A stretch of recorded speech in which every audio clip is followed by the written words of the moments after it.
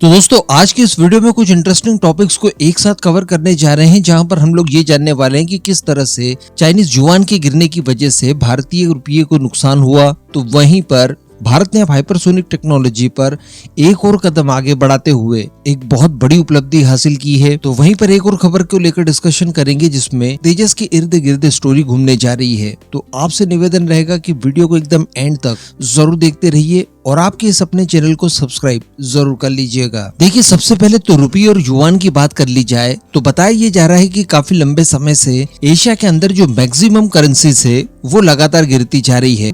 खासकर अगर प्रमुख करेंसीज की बात की जाए, जिसमें भारतीय रुपया है, चाइनीज युआन है या फिर जापानीज येन है, इनके लगातार गिरने की खबरें निकलकर सामने आ रही है।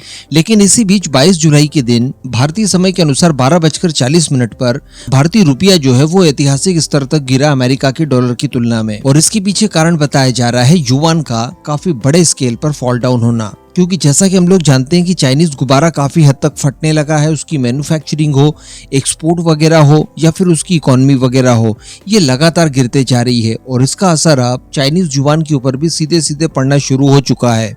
और बताया ये जा रहा है कि चाइनीज युआन पिछले 6.5 सालों के सबसे न्यूनतम स्तर पर गिरा डॉलर की तुलना में। अब अगर भारतीय रुपये की बात की जाए तो ये भी काफी ज्यादा गिरा, और जो जून में एक बार गिरावट दर्ज की गई थी, जिस समय अमेरिका का $1 भारतीय रुपये की तुलना में 83.6650 रुपये तक पहुंच चुका था, तो वहीं पर इस बार गिरावट इसकी भी पार जा चुकी है और 83.6725 तक रुपया गिर गया। जबकि मैं आपको बता दूं कि इस महीने के पोर्टफोलियो में अच्छी खासी बढ़ोतरी देखने के लिए मिली। इसके बावजूद जो गिरावट दर्ज की गई वो 0.35% थी। इस महीने के आंकड़ों की बात की जाए तो विदेशी निवेशकों द्वारा भारत की इक्विटी मार्केट और डेट के अंदर $5 बिलियन का निवेश किया गया। तो यह आंकड़ा काफी ज्यादा अच्छा होने के बावजूद रुपये में 0.35% की गिरावट देखने के लिए मिली। लेकिन अगर चाइनीज येन की बात की जाए तो चाइनीज येन डॉलर की तुलना में 7.2959 युआन तक जाकर गिर गया था। और इसी के साथ साथ इस साल की टोटल गिरावट की अगर बात की जाए तो युआन के अंदर डॉलर के मुकाबले 2.3% की गिरावट दर्ज की जा चुकी है इसी साल। बाकी की एशियाई करेंसी, जिसमें भारत के रुपये का नाम भी आप ले सकते हैं,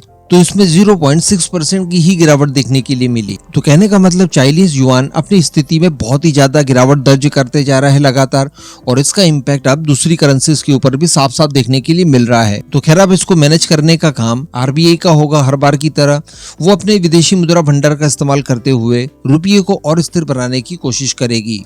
अब अगर बात कर ली जाए हमारे पिछले कुछ समय से सबसे बड़े टेंशन की, तो वो है चाइनीज स्पाई वेसल।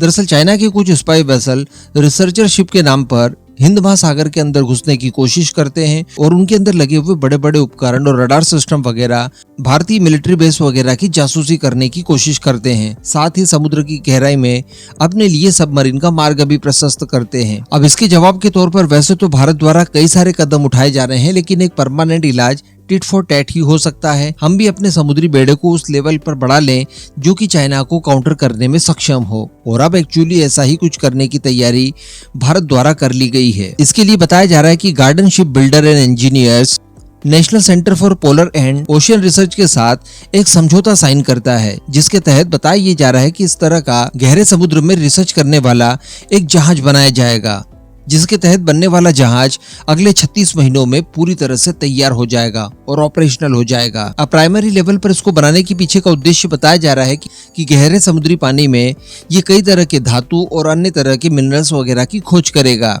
यही सारे कारण चाइना भी बताता है अपने स्पाई वेसल्स को लेकर। लेकिन अल्टीमेटली अगर देखा जाए तो इसका उद्देश्य एग्जैक्टली वही होगा जो कि चाइना के स्पाई वेसल्स का होता है। इसको लेकर बताया जा रहा है कि ये जो जहाज होगा ये 89.5 मीटर लंबा होगा। समुद्र के गहरे पानी में एक्सप्लोरेशन का काम करने के लिए इसे तैयार करवाया जा रहा है, और इसमें एक बार में 34 की संख्या में क्रू मेंबर शामिल हो सकते हैं। अगले 36 महीनों में ये बनकर पूरी तरह से तैयार हो जाएगा और अगले 30 सालों तक यानी 3 दशकों तक ये भारत को सेवाएं प्रदान करते रहेगा। इसको बनाने की जो मूल लागत आने वाली है वो 839.55 करोड़ रुपए आने वाली है। इसी के साथ साथ ये जहाज आत्मनिर्भरता की पहल के साथ ही बनाया जाएगा। तो खैर देर आए दुरुस्त आए, वैसे इस तरह के कुछ वेसल्स ऑलरेडी हमारे पास हैं, लेकिन इनका नंबर्स और तेजी से बढ़ाने की सख्त आवश्यकता है ताकि चाइना के भारी भरकम नंबर्स को इस मामले में काउंटर किया जा सके। अब अगली खबर की बात कर ली जाए तो ये तेजस से संबंधित है। देखिए तेजस मार्क 1A बनकर तैयार है। मैंने आपको 2 दिन पहले वीडियो बनाकर बताया था कि कुल 6 तेजस इस समय पूरी तरह से ऑलमोस्ट बनकर तैयार हैं। केवल इंजन्स की कमी है जो कि अमेरिका की सप्लाई के बाद इनमें इंटीग्रेशन का काम वगैरह होकर इनको डिलीवर भी कर दिया जाएगा और इसके बाद लगातार हम लोग हमारे तेजस मार्क 1A को प्रोड्यूस करने की जो क्षमता है उसे और तेजी से बढ़ा रहे हैं और संभवतः आने वाले कुछ सालों में ये बढ़कर 16 से 24 और 24 से 30 भी पहुंच जाएगी। इसके बाद तेजस मार्क 2 प्रोग्राम आ जाएगा। इसी बीच अगर बात कर ली जाए पुराने तेजस मार्क 1 की, जो कि अराउंड 40 की संख्या में हमारे पास मौजूद है, तो पहले विचार ये किया गया था कि क्यों ना इन्हें भी अपग्रेड कर लिया जाए और इनका अपग्रेडेशन कर देने के बाद ये भी तेजस मार्क 1A स्टैंडर्ड तक बड़ी आसानी से पहुंच जाएंगे। लेकिन इसी बीच खबर निकल कर आ रही है कि भारतीय वायुसेना इस साल के अंत तक, जैसा कि उन्हें तेजस मार्क 1A की डिलीवरी शुरू हो ही जाएगी, पहला फाइटर जेट भी मिल जाएगा। इस वजह से तत्काल इसे पाकिस्तान की सेना से लगते हुए इलाकों में तैनात कर दिया जाएगा। बताया जा रहा है कि इस पहले तेजस मार्क 1A को राजस्थान के बीकानेर में नाल एयरबेस के ऊपर तैनात किया जाएगा। तो इस तरह से इसी साल के अंत तक ये स्ट्रैटेजिक रूप से पाकिस्तान की सीमा के करीब पहुंच जाएगा और युद्ध लड़ने के लिए पूरी तरह से तैयार होगा। शुरुआती इसकी योजना ये थी कि इसे तमिलनाडु के सुलूर एयरबेस पर तैनात किया जाएगा, जहां पर स्क्वाड्रन नंबर 45 और स्क्वाड्रन नंबर 18 मौजूद है, जिन्हें की अपग्रेड किया जाएगा क्योंकि यहां पर पुराने तेजस मार्क 1 तैनात हैं। लेकिन बताया जा रहा है कि भारतीय वायुसेना ने अपनी प्राथमिकताएं बदल दी है। 83 तेजस मार्क 1A का ऑर्डर पहले दिया जा चुका है, 97 फिर से दिया जाएगा। इसके अलावा तेजस मार्क 1 की बात की जाए तो ये बहुत ही ज्यादा कैपेबल फाइटर जेट है। इसके अंदर AES रडार सिस्टम लगा हुआ है, बियॉन्ड विजुअल रेंज मिसाइल्स लगी हुई है, अस्त्रा मिसाइल है, डर्बी मिसाइल है। इसके अलावा भी इसका वेपन पैकेज काफी ज्यादा वाइड तैयार किया गया है। साथ ही इसका छोटा एयरफ्रेम, जिसकी वजह से इसका रडार क्रॉस सेक्शन भी काफी ज्यादा कम होता है, दुश्मनों की पकड़ में ये आसानी से नहीं आ पाएगा। तो इन सारी कैपेबिलिटीज को देखते हुए बताया ये जा रहा है कि इन्हीं का नंबर्स और तेजी से बढ़ाया जाए और तेजस मार्क 1A जो है उसके अपग्रेडेशन के प्लान को यहीं पर ड्रॉप कर दिया जाए, क्योंकि अपग्रेडेशन के प्लान में बहुत ज्यादा खर्चा भी लग सकता है, काफी ज्यादा समय भी लग सकता है और वो एक राइट चॉइस इस समय हमें नहीं दिखाई दे रही है। वैसे भी उसकी एयरफ्रेम में भी काफी कुछ बदलाव करने पड़ेंगे, जिसमें काफी ज्यादा समय लग सकता है। तो इस वजह से बताया जा रहा है कि भारतीय वायुसेना ये जो पुराने तेजस मार्क 1 फाइटर जेट हैं, इन्हें टेक्टिकल एंड एयर कॉम्बैट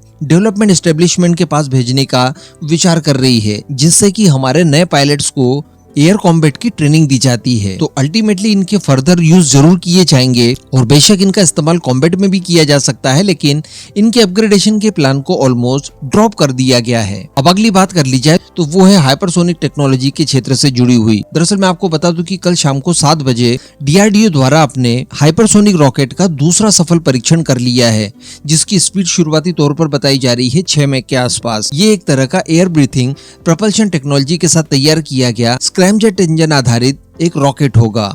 इस रॉकेट सिस्टम को नाम दिया गया है RH-560 और इसी के अंदर air breathing propulsion system add on किया गया है। इसका पहला परीक्षण किया गया था वर्ष 2016 में और उस समय भी इसने 6 मैक की स्पीड हासिल की थी। तो अब ये जो इसका टेस्ट हुआ है, इसको लेकर 2-3 महीनों पहले ही खबर निकल कर आ गई थी कि इसरो अपने हाइपरसोनिक व्हीकल का परीक्षण करने जा रहा है और फाइनली कल के दिन यानी 22 जुलाई 2024 को इसका टेस्ट कंडक्ट कर दिया गया है, जो कि पूरी तरह से सफल रहा है। अब आगे इसके कुछ और परीक्षण किए जाएंगे, जहां पर इस टेक्नोलॉजी की महारत को लेकर कई सारे सर्टिफिकेशन वगैरह करवाए जाएंगे।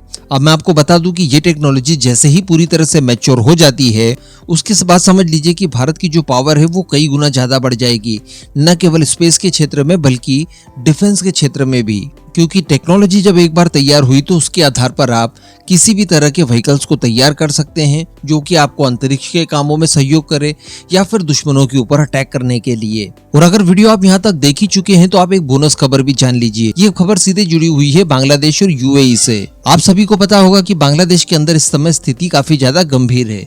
कुछ मुद्दों को लेकर वहां पर भारी प्रोटेस्ट हो रहे हैं, काफी लोग मारे गए हैं, काफी दंगे फसाद हो रहे हैं। इसी बीच बताया जा रहा है कि कुछ बांग्लादेशियों ने UAE के अंदर भी प्रोटेस्ट करने की कोशिश की और कोशिश क्या की, एक्चुअली उन्होंने प्रोटेस्ट करना शुरू कर दिया। उसके बाद बताया जाता है कि UAE का प्रशासन हरकत में आता है, कई लोगों को वहां पर अरेस्ट किया गया अरेस्ट करने के बाद भी इन्हें सीधे कोर्ट भेजा गया। अब ट्विस्ट वहीं से निकल कर आता है। बताया जाता है कि अरेस्ट किए हुए टोटल लोगों में से कुल 3 को उम्र कैद की सजा दे दी गई है। सोचिए, केवल प्रोटेस्ट करने की वजह से 3 लोगों को उम्र कैद की सजा सुना दी गई है और बांग्लादेश एडी से चोटी तक का भी जोर लगा देगा तो इन्हें छुड़वा नहीं पाएगा। इसके अलावा बताया जा रहा है कि 53 बांग्लादेशियों को 10-10 साल की सजा सुनाई गई है। इसके अलावा एक प्रोटेस्टर को 11 साल की सजा सुनाई गई है और बताया जा रहा है कि जिस दिन इनकी सजा पूरी हो जाएगी उसी दिन इन्हें देश से बाहर निकाल दिया जाएगा।